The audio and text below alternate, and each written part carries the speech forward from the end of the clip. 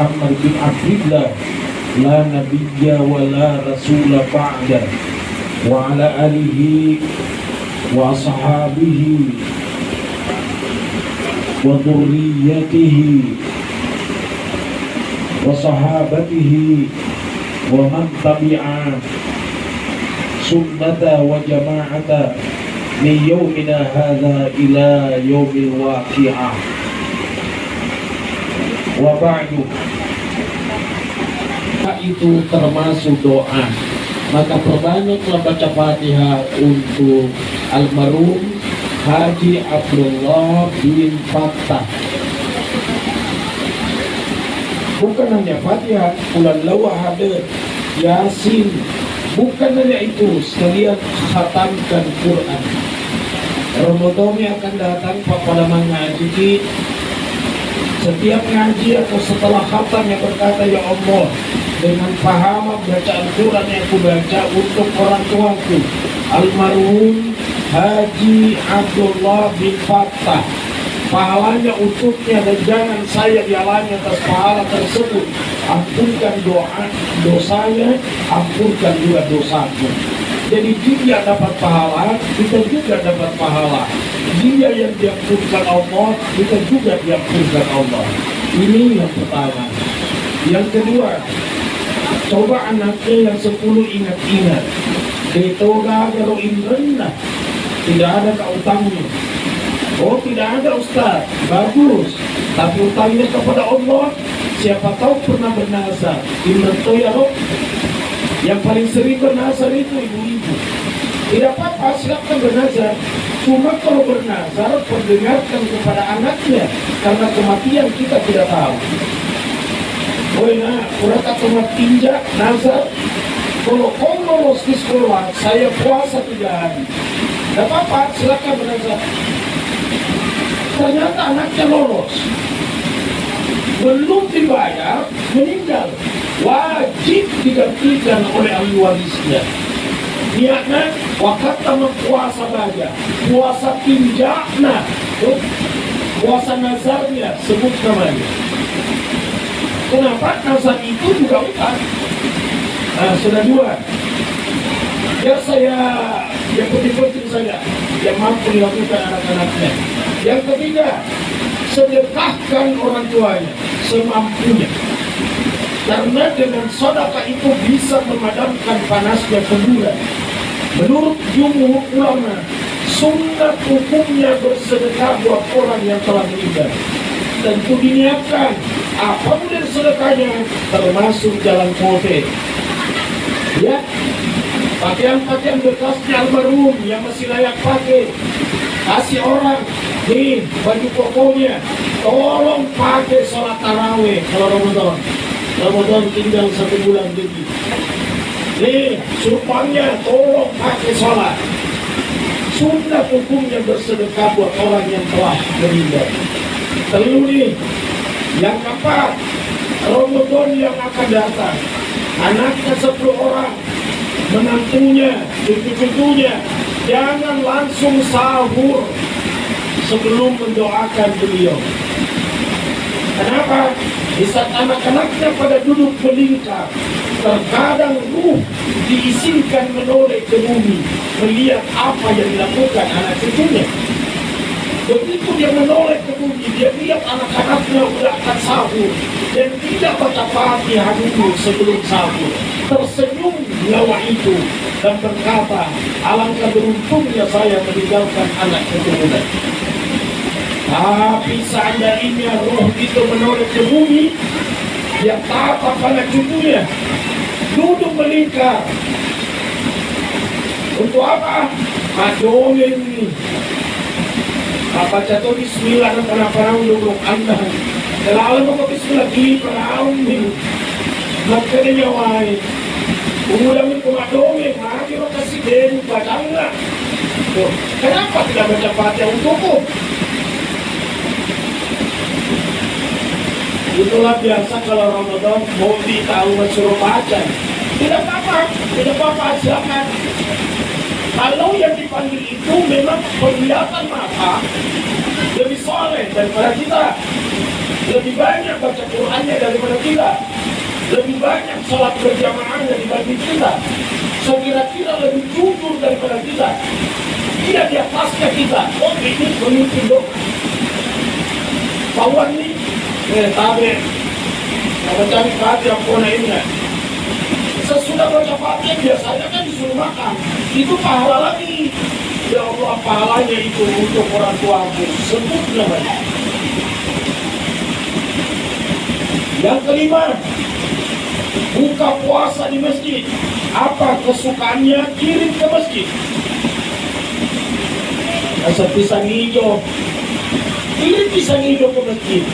Niatkan, ya Allah, pahala buka puasa ini untuk orang tua saya, almarhum Haji Abdullah bin Fattah. Pahalanya untuknya, ya Allah, dan jangan saya dihalangi atas pahala tersebut. Ampunkan dosanya, ampunkan juga dosanya. Tapi nanti ada pahalanya kalau dimakan. Kalau tidak dimakan, tidak ada pahala. Makanya bukan azan di masjid oleh Ramadan, aja mau mapepet kamu ini. Apa kata tu Pak Bang, lah pepet. Siang deh Bang, nasi bawa kamu kan. La ilaha illallah, Allahu Akbar, Allahu Akbar. Oh, lebih parah. Asal lebih keren dapat ini ke jannah. Maka mana waktu gue tapi soalnya minum susu antara orang kaya. Bingung-bingung mana cokok-cokok. Contoh, males si muhapan. Ini nabi baca lo malakas untuk. Kita kamu ini. Pending. Nanti orang udah pada makan, udah pada kenyang. Apa lu kamu? Yang imam baca lu pengukur kelima poncoin. Ada tosis yang sudah Fatiha pengukur surah Yasin. Rakaat kedua surah Rahman. Dan kelima kumeh. Kalau juga Pancasila ada yang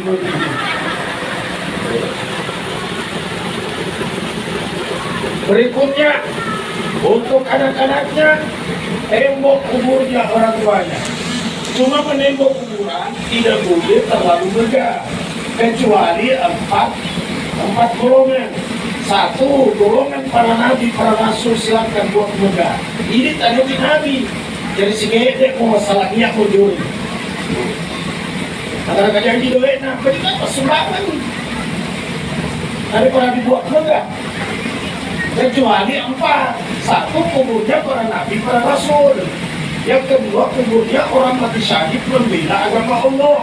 Contohnya Sayyidina Hamzah di Jabal Uhud. Yang kedua, kuburnya ulama besar. Contohnya Imam Syafi'i, Imam Malik, Ahmad bin Hanbal, Abu Hanifah, Imam Bukhari. Itu ulama-ulama besar semua. Syekh Yusuf di Kopan, orang Makassar bilang Tuhan tersalah maka. Itu ulama besar, silakan buat bergerak kuburnya.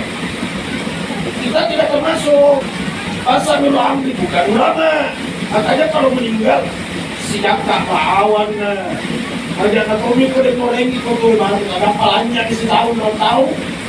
Apalagi perkuburan berwangi. Ada namun tembok dalamnya. Betul tidak? Yang keempat, kuburnya pejuang bangsa negara, barisan terdepan ketika perang karena mau dijadikan saksi sejarah, maka silakan tembok buat megah. Selain dari keempat ini, satu, para nabi, ulama besar, orang mati syahid, pejuang bangsa negara.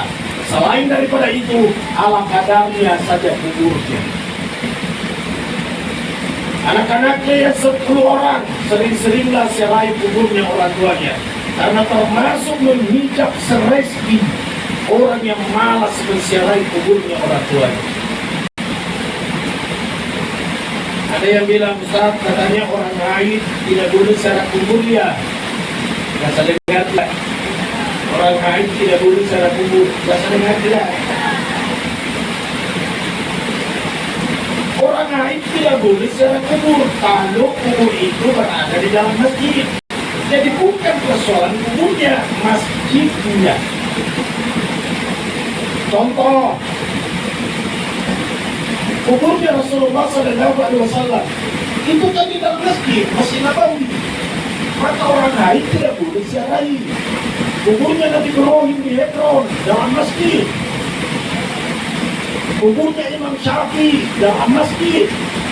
Kuburnya Nabi Daniel di Alexandria, dalam masjid. Semua kubur berada dalam masjid, orang haid tidak boleh ziarahi. Bukan karena kuburnya, tapi karena masjidnya. Paham tidak? Ini kalau perkuburan berwangi, kan boncor pakai ini, tapi haji masjid. Woi, contoh nih. Perkuburan Anda, kan boncor pakai masjid. Ya Allah, jadi jangan sembarang beritahu orang.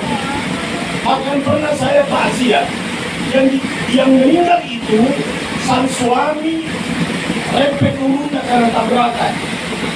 Di saat pagi dia melambaikan tangan sama istrinya. Kamana, istrinya, ada apa? Ternyata tabrakan di luar sang suami meninggal. Begitu diantar masuk ke rumah, istrinya kebetulan haid, orang langsung berkata, ibu tidak boleh menyentuh suami karena ibu dalam keadaan haid. Terpaksa tidak pernah dia sentuh suaminya sampai dikuburkan. Gara-gara si buntung yang ada tidak boleh menyentuh suami. Astagfirullah. Kira pada muslim amat kebawan no. Ya kan? Saya kasih agak tidak ingat. Istri siapa yang tidak histeris dalam keadaan seperti itu? Mana-mana berani korban. Ya kan? Dia tuh kematian kali kan rata-rata istri pingsan. Biar makan suaminya Betul tidak? Itu istrinya Usman Yasab sampai sekarang belum normal. Kemarin saya datangi lagi. Saya datangi, kasih semangat. Bangun atap ke depan tanpa berdiri. Agar itu Anda merasa kehilangan dok. Allahu Akbar. Itulah kematian. Usman Yasab tiba-tiba berita buka pakar